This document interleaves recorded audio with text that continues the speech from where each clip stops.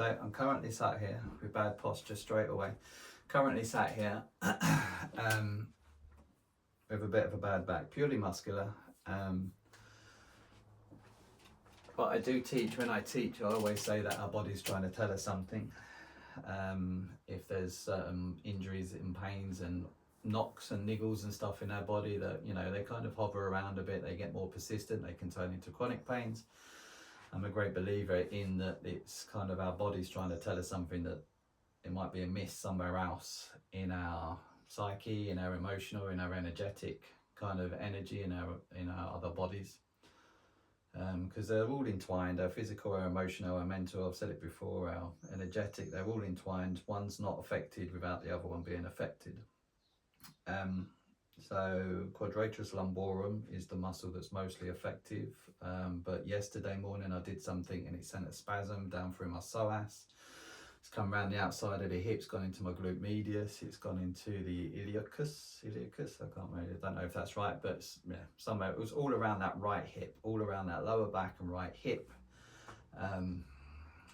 Bloody uncomfortable. It's not completely debilitating, but it's pretty flipping intense. And you know, there are mechanical reasons why it could have happened. If I was to not look into this other stuff, I could just say, well, I lifted a heavy rock, it sent my muscle into spasm. You know, I was working in a tight area for several hours, it sent my muscle into spasm. You know, go to the doctor, say I've had this, you give you painkillers, just rest, you know, take it easy and it'll unravel. But running in parallel to stuff that's going on in my life, my girlfriend's life at the minute, it just, you know, I always come back to it. Okay, what's the message? What's the sign? I did it. Yeah. What's the message? What's the sign? Like, and there is stuff going on in our lives that we're taking a bit of a risk, stepping off into something different to what particularly G's used to. When it's just me, it's not too much of a concern, but when there's two of us, it's a little bit more responsibility. And not shouldering it all myself, you know, but you do have that feeling as well, especially being a man. But I've always had a good sense of knowing that I'm looked after. Like, even if you're going through rough patches, down patches, you know, taking a bit of a punt, taking a bit of a gamble, I always know that, you know, kind of looked after. And that has been really difficult these last few months, trusting. And I don't like to say trust or belief. I prefer the knowing, because it's more steadfast. It's a sure thing. But that's really been wobbled these last few months in the decisions that we're making to take this punt, this leap of faith. It's really been wobbled. And it's interesting that I've got a back injury which is spread into the hip. And I've taken notes, so I'm going to read the notes. On the back of this as well, like I'm one of those people that likes to look at the numbers and stuff, and people go, well, stop looking at your clock because you're always going to see 11:11 if you're looking at it. But you know, it's just I've been like questioning the numbers recently because they're so bloody annoying. I'm like, all right, this is from my best interest, it's going to happen, fair enough, let's get on with it. And I got stuck behind a car with a number plate of 666 the other day, coming off a slip road, and he was driving ridiculously slow. And it happened the other day actually, but this one and I was just like, all right, 666, fair enough. Don't worry about material stuff, it's not a problem. You're looked after financially, you know, etc., etc. And I was like, but I'm almost sick of seeing it, because like nothing's really changing. So I kind of rolled my eyes and looked over, and I was just coming off the slip road of the A1, and I looked across the road, and coming onto the A1 on the other side of the road was a car with 999 on it. I was like, piss off, you know, just piss off. And I looked up 999, and it was like to trust that you're being looked after by your guardian angels, and they're sending you messages, and to trust the process and know that good things are coming. And it's about, what was it, the other thing? There's going to be things closing in your life to open up space for new things as well, which again is kind of the process that we're going through at the minute. So I was like, oh, Jesus Christ. all right, fair enough. Like, I carry on listening and I carry on paying attention. This back thing's been going on for a few weeks, probably, or maybe even 6-7 weeks now. Like, and it keeps just getting to the point of just thinking, oh, actually, I'm all right now. And then something happens, or I do something, and it just goes. And yesterday was the most simplest thing, just doing a little ragdoll pose, just starting to come up to stand, and it just went into spasm. That's when it straight through my psoas into the front of my leg, and it was just like, what? I really thought I was gonna, like, you know, seize up in class, but managed to get through it. So I'm a little bit incapacitated about that, but looking it up, psoas, prolonged stress can make the psoas tighten. It gives you anterior tilt of the pelvis, which I have noticed for a while actually. I do stick my bum out a little bit when I'm walking, particularly upstairs.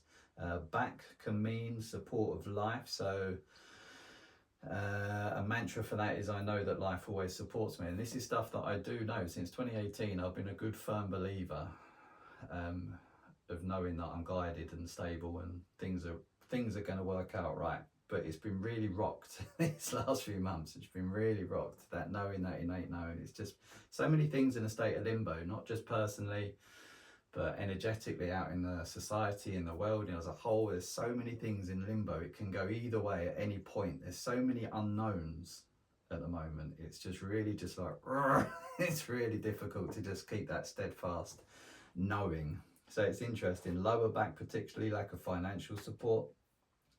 Mantra, I trust the process of life. So it keeps coming back to this trusting and knowing. All I need is always taken care of. So these are little mantras. I got this out there, Heal Your Body by Louise Hay. So this is just little bits I've looked up, and, you know, some just online research, like, you know, just looking it up. Hip, fear of going forward in a major decision. Now, how applicable is that with the decision that we are? I'm not going to go into details. You don't need to know the details. You'll probably find out soon enough.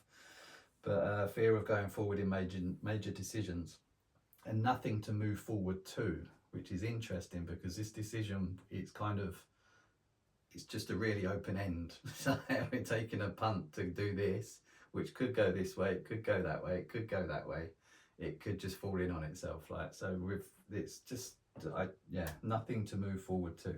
We've got a vision, we've got a goal, we've got something to aim towards, but I mean, the path to get there is just like, it's a heavy fog. It's a heavy fog.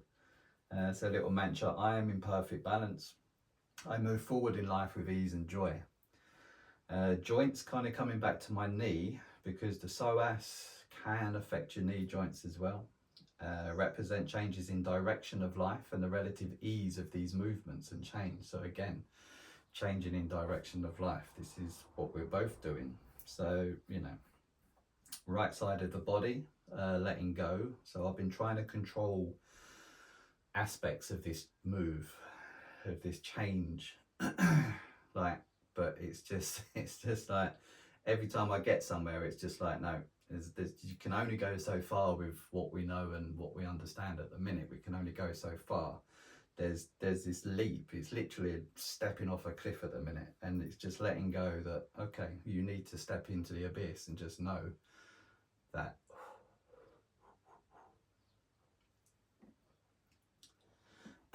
and just know that it's going to be all right. So I balance my masculine energy, the right side of the body, the masculine side of the body.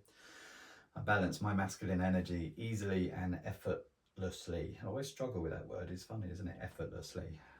I always struggle to say it. But yeah, so letting go of control, just a little bit of surrender, getting back into the feminine energy, getting out of that masculine energy. It's unhealthy masculine energy to be too controlling. And I'm not controlling people's lives or anything. I'm just trying to control the outcome. Like, I'm trying to steer the direction, making it as clear a route as possible to get from A to B, when it's never, in my experience, no matter what your goal is at the end, the journey there goes in all sorts of different directions.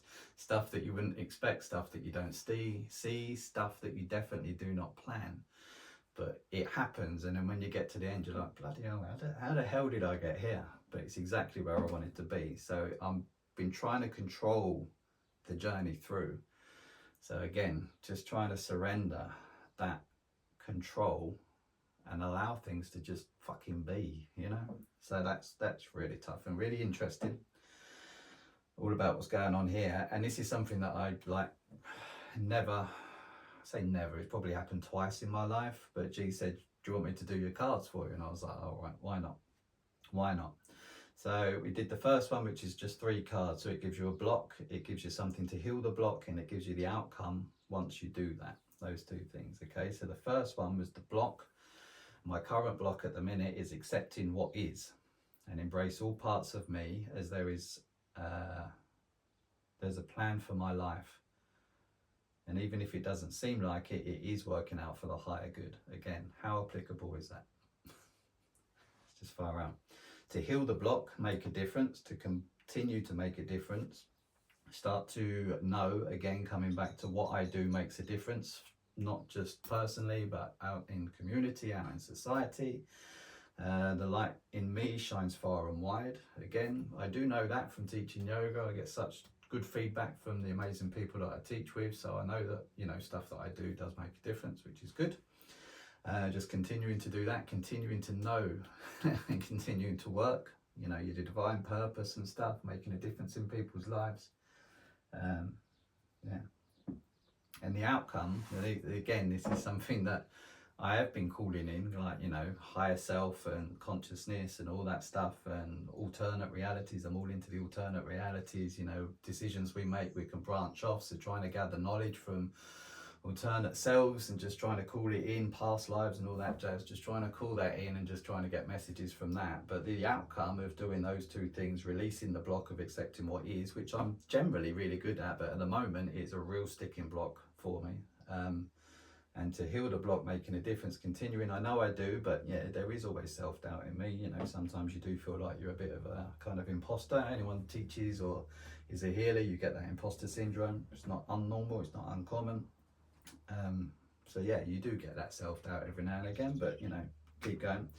And the outcome is that I am a good conduit for messages from spirit, and a sign to connect to my inner knowing and my inner knowledge, which it's just like it's, yeah, it's really good, really good. I can't remember what the second one we did. We did 5. So these are, so information messages. What was the question that I asked, just tell me what I need to know, really. Just tell me what I need to hear. So from my higher self, it's cultivation of prosperity. So yeah, it's there. Just keep doing what you're doing. As always, it says the same thing. So that's a little bit irritating, I'm not going to lie, but I've got to surrender to it. From the angels, it says you're about to come into power. You're coming into your own power, the power, Mother Earth. Again, another message from Mother Earth to let go of that control, that need to maneuver and guide. Just surrender. You've got the intention, you've got the manifestation, you've got the dream. Obviously work towards it, allow it to happen, but surrender the control of how you get from A to B, which is, I know it all, but times when they're testing really gets difficult. Master guide and past life guardians, embrace your future. I mean, how applicable is all this stuff? Ancestors, launching into my journey. So your manifestation, your dreams, just stick to it. Just keep going, keep plowing through. Embracing your future. Again, the letting go, the embracing the future, the launching your journey. It's all just straight down the line. Exactly, it all falls in to what we're doing, you know. And I have the problem with the numbers and stuff. I've been doubting the numbers, and it's coming back. You are a conduit for messages from spirit. Tune into that inner knowing. Know that these messages are coming. Just get back to this knowing, get back to this steadfast trust and understanding that we are guided. You know, if we follow, if we see the signs, if we listen to the signs, if we apply work around the signs and listen to the messages and move forward with that knowing and knowledge and understanding that we are guided, we are protected, then things will turn out the way they're supposed to turn out for you. You know, it may not be on your timeline. You might want it next week, but it might happen next year, you know, but it will happen when it's supposed to happen. And that's just like a massive message, all from having a bad back, you know. And you know me, any excuse for content. It's not always headstands by the side of the road. Sometimes it's yeah, it's a little bit deeper. So the cards were by Denise Lynn. Again, I don't really do the cards, but yeah, in the book, Louise Hay, Heal Your Body. Awareness to find the root causes, obviously, comes from yours truly. And I urge you to do the same. You know, if you've got niggles and aches and pains in your body, and they're persistent and they're not going away, or you see repeating patterns in the way you behave or think or feel, tune into them. Do a little bit of research around them. And this, you know, there's a couple of concepts here. You could look up somewhere else and it'll give you something else, but just look for overlaps. If you're doing research, always look for the overlaps. There will be varying kind of degrees of what people say certain things mean, but if you start to broaden the outlook of what you're looking at, you will see certain outlooks which start to overlap, and then you can kind of pick out and take what resonates and leave the rest. You know, some of this might make sense to you, some of it might just be like, oh, shut up, man, what you on about? So take what resonates, leave the rest. You know, I'm not saying don't go to the doctors, I'm not saying don't take medicine, you know, I'm not saying don't seek medical advice, you know, but just look at the broader picture, the bigger spectrum. There could be things in your life, and your body does, you know, it tells you when you're hungry. You eat. You get a headache, what do? You know, most people reach for a pill and take some paracetamol or some ibuprofen, but maybe you just need a drink, maybe you need some food, maybe you need some rest. You know, listen to the body and apply what the body's telling you. It tells you stuff that's going on. You know, we know that our emotions affect our physiology. You know, when we're sad and grieving, our lungs spasm, our eyes leak, we start to cry. It's a physical response to an emotion. You know, stress can do a hell of a lot of damage to the body. You know, we know that when we're happy and in love, we feel elevated, we feel elated, we feel light and free and airy and kind of giddy. You know, it's physical responses to emotions. So we know that emotions can affect the physical body. So it's just kind of getting that to that root problem of what is the body trying to tell us. You know, the psoas as well, it's trust. You know, prolonged stress, it's just one thing, but I read Releasing Wild Psoas before, years ago. You know, tight psoas, it's about trust. You know, it's about knowledge, it's about knowing, and knowing that you're guided, trusting in your environment, trusting in your guides, trusting in yourself. You know, it's all about that. And at the moment, that's all really being rocky for me.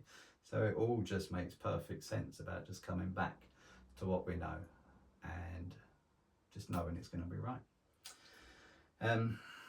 Yeah, hopefully see you back in class ASAP. Much love.